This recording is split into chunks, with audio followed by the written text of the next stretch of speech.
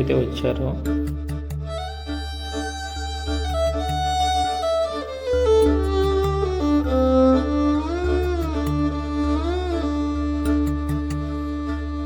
So Sankranti vibe అంటేనే అందరు కలిసి సెలబ్రేట్ చేసుకునేది.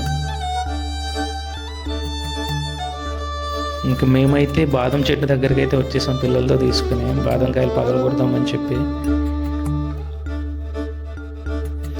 సో ఇది వచ్చి మన ఇండియన్ బాదం అన్నమాట. సో ఎలా ఉంటుందో పగలగొట్టి చూపిస్తాను.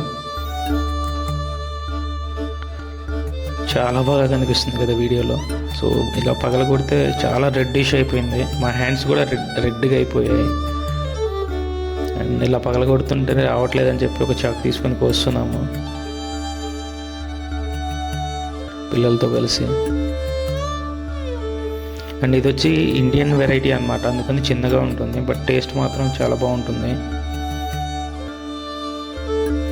సో అండ్ ఇక్కడ సపోటా చెట్లు కూడా ఉన్నాయి. ఈ చెట్ల మీద ఎవరైనా